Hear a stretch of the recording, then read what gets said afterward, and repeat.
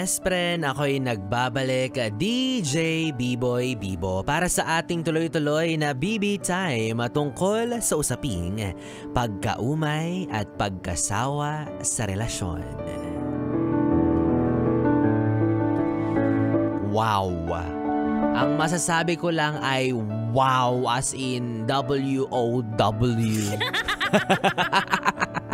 Talaga nga naman, no, napakadaya talaga ng mundo. Kasi isipin mo yon, ikaw nauumay sa jowa mo, 'di ba? Samantalang kami nagki-crave na uuhaw na magka-jowa lang. Tas ikaw, kinakaumayan mo yan, akin na lang. Well, anyways, yes, friend, ikaw ba? Naranasan mo na ba yung ganitong sitwasyon? Yung maumay sa iyong karelasyon? Siyempre, hindi pa. Di ka pa nagkakajowa eh. Yabang mo naman, B-Boy, talaga. Hindi, seriously, naranasan mo na ba yung sobrang mahal na mahal mo yung isang tao?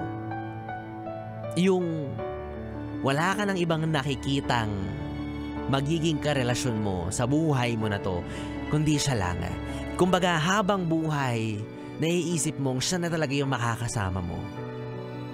Tapos, one day, nagulat ka na lang sa sarili mo na bigla ka na lang nawawalan ng gana sa kanya. Bigla na lang nawawala na yung drive, yung spark, yung reason kung bakit mo siya minamahal.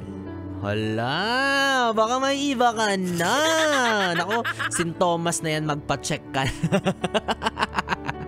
Diba? Nakakatakot yung ganong feeling. Yung, diba, akala mo talagang hook na hook ka, giyang na giyang ka sa taong yun. Then one day, isang snap, biglang nawala ang lahat. O hindi naman kaya dahan-dahan mong nararamdaman na yung nararamdaman mo sa kanya, unti-unti na ring nawawala. Well, let's think of this way. Alam niyo, sa buhay naman talaga ng tao, sa kahit anong aspeto, for sure makakaramdam ka talaga ng pagkaumay o hindi naman kaya pagkasawa. Diba? Huwag tayong mag-deny. Let's be real. Magsasawa ka talaga. Like example, ako nga kahit ang pogi-pogi ko. Nagsasawa rin ako minsan sa mukha ko. Like, diba? Wala bang bago? Wala bang pwedeng ipagawa dito? Ang yabang, nakakabuhiset, diba? I mean, sa araw-araw na ginawa ng Diyos, at araw-araw kayong magkasama, araw-araw kayong nagkikita, araw-araw kayong nagkakadaupang palad. Oy, palad lang ba ang nagkakadaupan? Hindi tayo sure dyan, diba? I mean, it's normal. Tao tayo eh. Nababurn out, napapagod, gusto ng something new, gustong sumubok ng iba. Pero, magkakatalo na lang yun sa kung paano ka magre-respond sa pagkasawa mo na yun. Marami kang options eh. Kagaya nga namang sinabi ko, pwede kang sumubok ng iba, pwede kang umayaw na, pwede kang magpahinga. Nasa sayo yun. Nasa sayo yun kung paano mo iisipin at aayusin yung thoughts mo sa kung paano yung gagawin mo sa pagkasawa mo na yan.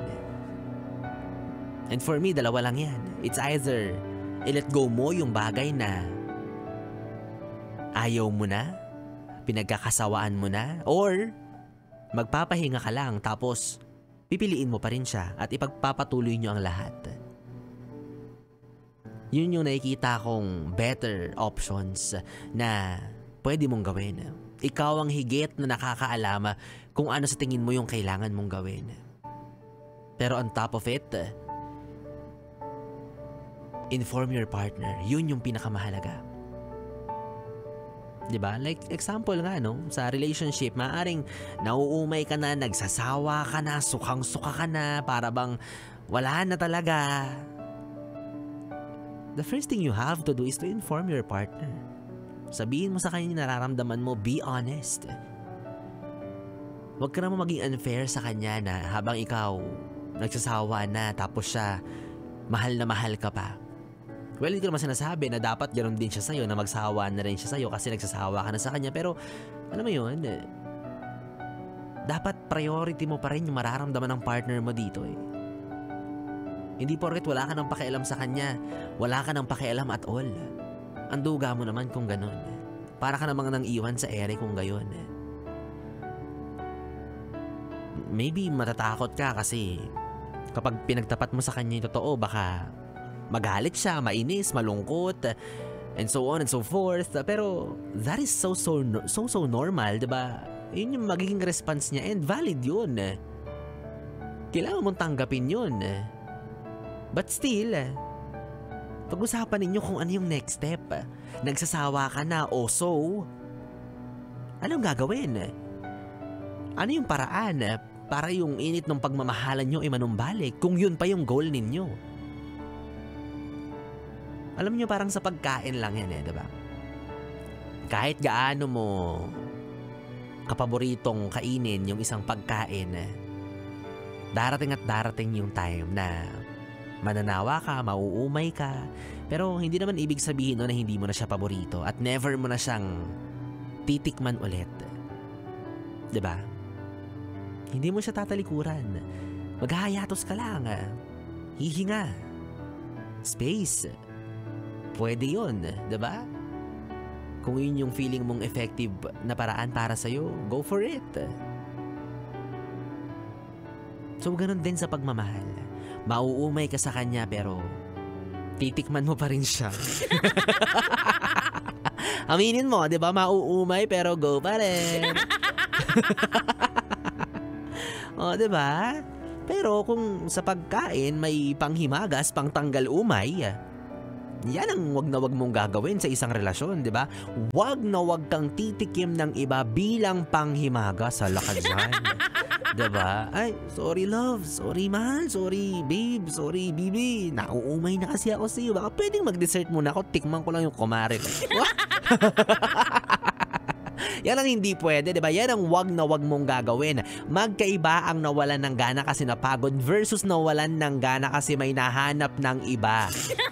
O hindi naman kaya dahil gusto lang tumikim ng iba. Magkaiba yun ha. Kaya kahit maraming options na nakalatag sa harapan mo. Diba? Imagine, you are in a karinderya. Wow, arte. You are in a karinderya. Imagine mo lang yung sarili mo na nakaupo ka sa isang kantin. O, kantin na lang. Okay tayo. Diba? Nakaupo ka sa isang kantin kung saan maraming nakahain na pagkain sa iyong harapan. Kahit marami kang option na ulam, wag na wag kang titikim ng ibang putahe. Ganon sa pag-ibig ha? Wag. Kahit pa sabihin mong nauumay ka na, hindi, subo mo yung talong. Diba? Favorite mo. Subo mo yung tortang talong, paborito mo yan, diba? Hindi ka pwedeng maumay sa pechay. Gusto mo yan. Walang palita ng ulam. So bottom line mga yes friend, be honest with your partner. Maging patas ka sa nararamdaman ng partner mo, sa nararamdaman mo, at sa relasyon ninyo. Be honest. Ipagtapat mo kung ano yung lagi mong nararamdaman. Hindi yung ayaw mo na pala tapos iniwan mo siyang nakatanga. Walang idea na habang siya, mahal na mahal ka pa, ikaw, wala na palang gana, diba? So, for me, one of the ways is to get back to your core. Anong rason kung bakit nyo minahal yung isa't isa? Ano yung mga nagustuhan nyo sa isa't isa? Ano yung goal ninyo ng magkasama?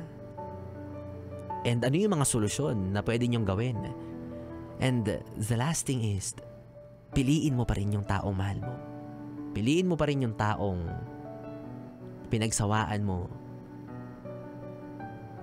na alam mong may pag-asa pa rin sa puso mo. Kasi baka napagod ka lang. Baka pahinga lang yan. O hindi naman kaya baka naman naumay ka lang. Baka kailangan mo lang ng oy, naghihintay. Naghihintay na ma-validate yung salitang naghihintay ka lang ng dessert. Tumikim ka muna ng panghimag. Hindi pwede. Ay nako, basta ako yung jowa mo tapos nawalan ka ng gana. Aba, sino ka? Hello, ultimo nga mga problema, nilalamon na ako kasi ang sarap-sarap ko. Diba? Ganun ako sarap. Hindi ka pwede magsawa sa akin. Imagine pati mga problema, kinakain ako. nakakainis tapos ikaw pagsasawaan mo lang ako, hindi pwede. Ay nako, well anyways mga yes friend, baka sabihin niyo nagsasawa na ako sa inyo pero iiwan ko na kayo, bahala kayo dyan. 3 oras na BB Time ang ating pinagsamahan. Nakapsama mo ang BB mo sa radyo. Ako po si DJ B-Boy, B-Boy Bibo, ang lalaking nagsasabing sa aking piling, busog ka sa lambing, wag ka lang hahalinghing, baka may magising. Hala.